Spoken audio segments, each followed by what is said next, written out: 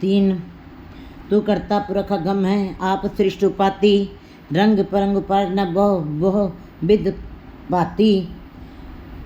यहाँ पे गुरुजी उस कुदरत की रचना जो 84 लाख दुनिया बनाई, जो जीव जंतु बनाए, उनकी रचना और उनके जो परमात्मा के हुक्म के अंदर जब जो भी स्वरूप बने हैं, जो भी शरीर बने हैं, उनका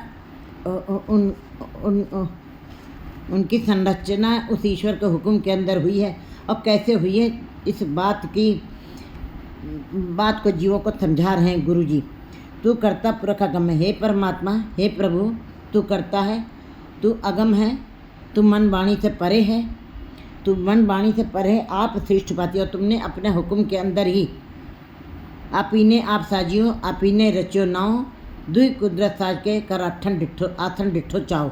तुमने स्वयं ही अपने हुक्म के अंदर इस सृष्टि की उत्पत्ति की है, संसार की रचना की है। रंग परंग उपासना बहुविध पाती। कहते हैं चाहे जितने भी वजूद हैं इस संसार में, चाहे जितने भी जीव जंतु पशु पक्षियों के वजूद हैं, सब अपने में पूरे हैं, सब उस परमात्मा के मर्यादा में हैं। किसी के अंदर कोई कमी नहीं। हाथी से चींटी तक, पशु पक्षी, पहाड़, नदियाँ, ग्रह, नक्षत्र सब अपने में पूर्ण हैं। उनके अंदर किसी प्रकार की भी कमी कोई नहीं निकाल सकता। और पशु पक्षियों के अंदर देखो, उनके रंग अनेकों रंग के पक्षी बना दिए हैं। उनकी सुंदरता को देखते ही मुंह से अंदर से विस्माद अवस्था बन जाती है।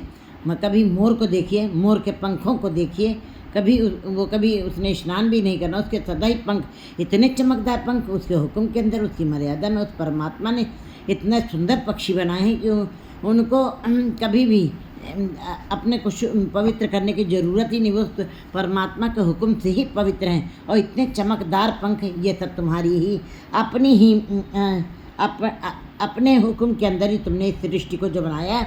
और पक्षियों के जो पंख बनाए, ये बहुविध पातियों ने अनेकों प्रकार के पक्षी बना दिए हैं, जिनकी संरचना देख करके, जिनके चमक देख करके जीव इत्माद में आ जाते हैं। ये तुम्हारी अपनी ही मर्यादा, अपना ही हुक्म है। और अपनी हुक्म के अनुसार जो तुमने सृष्टि उपाई बनाई, वो दूसरा कोई नहीं, अन्यत्र नहीं बना सकता।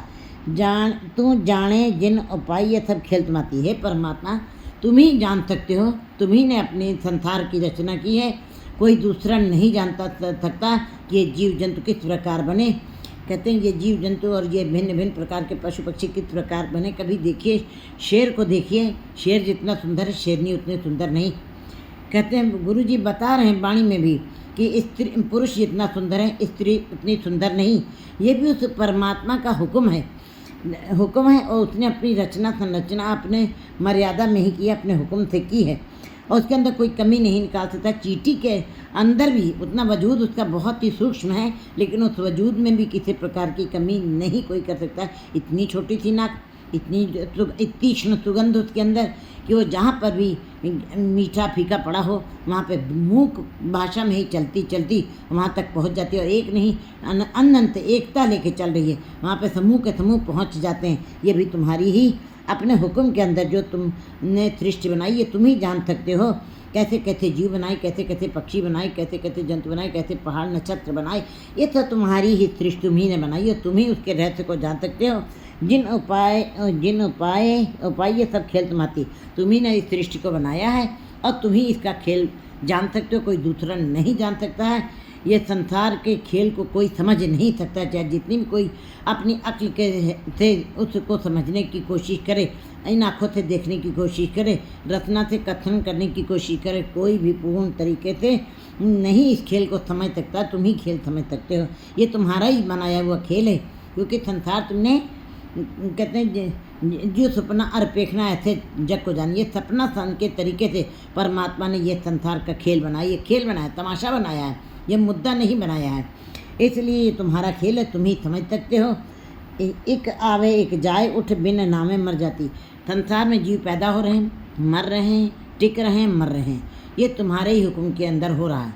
जीव तुम्हारे ही हुक्म से पैदा हो रहे हैं और तुम्हारे हुक्म से ही जितना समय लेके कोई आया है उतने समय तक संसार में टिक करके कर्म कर रहे हैं, और एक समय आता है जब उनका समय बीत जाता है, वो काल के ग्रास में चले जाते हैं। ये भी तुम्हारा ही हुक्म है। एक आवे एक जाए, एक बिन नामे मर जाती है। एक संसार में आ रहे, जन्म ले रहे हैं, उधर से जन्म भी हो रहा है, इधर से मृत्यु भी की लीला भी चल रही है, लेकिन ये सब खेल तुम्हारा ही है। बिन नामे मर जाती। लेकिन गुरु जी बता रहे हैं संसार में आना भी बना हुआ है, जाना भी बना हुआ है, लेकिन जो बिना नाम के अपना जीवन गुजार के जा रहे हैं उनका जीवन सन्नाटा है, खाली है। और बिना नाम के जीव जो है मरे के समाने चलते फिरते मुर्दा हैं, क्योंकि जिस लक्ष्य के लिए वो संसार में आए थे उस लक्ष्य को पूरा नहीं किया है, इसलिए बिन नामे मर जाती। उनको बार बार आवागमन का चक्र में पड़ना ही पड़ेगा। उनका मर जन्मे, कहते हैं मरेंगे, जन्म लेंगे, मरेंगे, ऐसा चक्र उनका लगातार चलता रहेगा। कभी मुक्ति के पात्र नहीं बन सकते। गुरमुख रंग चलूलिया, रंग हर रंग राती। हे परमात्मा, तुमने सारे संसार के रंग बनाए हैं और लोग संसार के रंगों में डूबे हुए हैं। बहुत सारे रस डाल दिए हैं संसार, बहुत सारा रंग डाला है, बहुत सारी आकर्षण डाला हुआ है, और ज़्यादातर जीव 99% जीव जो हैं उन्हीं रंगों के अंदर, संसारिक रंगों के अंदर ही मस्त हैं। अच्छा खाना, अच्छा पहनना और सारे सुखों के संसार के सारे सुखों को भोगना ही उनके जीवन का लक्ष्य होता है। वह उन्हीं को सारे रंग समझते हैं। परंतु गुरुजी बता रहे हैं गुरमुख रंग चलूलिया, जितने भी संसार में रंग हैं वो सारे फीके पड़ जाएंगे, वो सारे एक दिन बिन रस हो जाएंगे, उनका कोई स्वाद नहीं रह जाएगा, वो नाशवान हो जाएंगे। परंतु गुरुमुखों के अंदर गुरु की तरफ उन्मुख है, जो गुरु की तरफ उन्मुख है, गुरु के उपदेशों को मानते हैं, गुरु की शिक्षा के ऊपर चलते हैं और उसकी मर्यादा में रहते हैं, तो उनके ऊपर परमात्मा के नाम का ऐसा रंग चढ़ता है जो कभी उतरता नहीं। जाको हर रंग लागो इस युग में, सो कहियत सूरा, आत्म जिणे सगल वस्ता के जाका सतगुर पूरा। उनके ऊपर ऐसा रंग चढ़ जाता है जो कभी उतरता नहीं है। वो रंग सदा आनंद देने वाला है।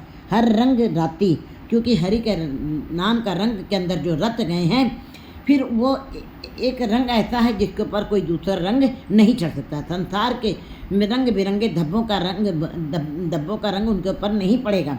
परमात्मा के नाम के रंग के ऊपर कोई दूसरा रंग नहीं चढ़ सकता। जीव पवित्र हो जाता है, जीव शुद्ध हो जाता है, और जीव को संसारिकता से कोई मतलब नहीं रह जाता। वो केवल परमात्मा के नाम के रंग में ही अपने समय को बिताना चाहते हैं। तो थे वो सत्य निरंजन हर पुरख विधाती, उसी का सिमरन करना चाहिए, उसी निर्गुण परमात्मा का सिमरन करना चाहिए। सत्य निरंजन, जो सत्य है, जो निरंजन है, जो कालक से रहित है, जो धब्बों से रहित है, जो निष्कलंक है।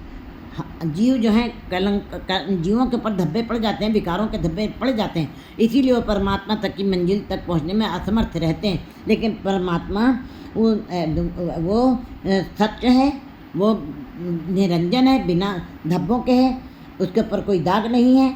हर पुरख विधाती, और वही उसने उस हर पुरख विधाती, वो हरि जो है वो जितने भी जीव संसार में बनाए, जो भी सृष्टि की रचना की, उसके अंदर वो स्वयं समाया हुआ, उनकी रक्षा भी करता है, उनकी संभाल भी वो स्वयं करता है। उसने किसी की दूसरे की को जिम्मेदारी नहीं दी, उसने अपने जैसा कोई बनाया भी नहीं। जिसका शरीक को नहीं, ना को कंटक बह रही, वो ला शरीक है। तू आपे आप तुजान है बड़ पुरख विधाती। हे परमात्मा, तू अपने आप में ही तुजान है, तू ही तुजान है, और तुम अपने आप में ही महान है, उत्तम है, श्रेष्ठ है, बड़ पुरख वडाती।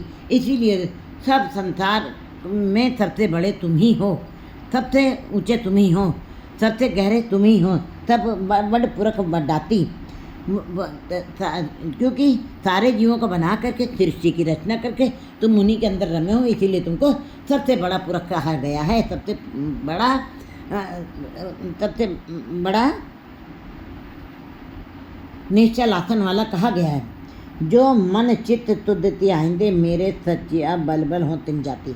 गुरु जी कह रहे हैं कि बाकी तो संसार में सारी सृष्टि के लोग पूजा करते हैं, झुकते हैं, धार्मिक कर्म करते हैं, मंदिर मस्जिद में जाते हैं, और लाखों की भीड़ हमें दिखाई भी देती है। वस्त्र बहने धार्मिक वस्त्रों को धारण किए हैं, पूजा अर्चा वंदना करते हैं, सब कुछ करते हुए दिखाई देते हैं। लेकिन गुरु जी कहते हैं जो मन चित्त तुद त्याइंदे, जो अपने मन से चित्त थे, अपने हृदय से अपने अंदर के अंतर्गत तीर्थ मतलब अपने हृदय से उस परमात्मा के नाम का ध्यान करते हैं, श्रद्धा से, विश्वास से, भरोसे से, भावना से जो उसका ध्यान करते हैं। मेरे सच्चा बल बल हो तीन जाति, कहते हैं उसकी कोई भी जात हो, उसकी जात से कोई मतलब नहीं रह जाता वहाँ पे। मैं ऐसे जीवों के ऊपर बलिहार जाता हूँ, बार बार बलिहार जाता हूँ, कुर्बान जाता हूँ। उनकी जाति वहाँ पे केवल परमात्मा का नाम ही रह जाता। वे जो नाम जपने वाले हैं वे सदा ही उत्तम होते। वहाँ पे जाति पाति पूछे नहीं कोई, हरि का भजो तो हरि का होई।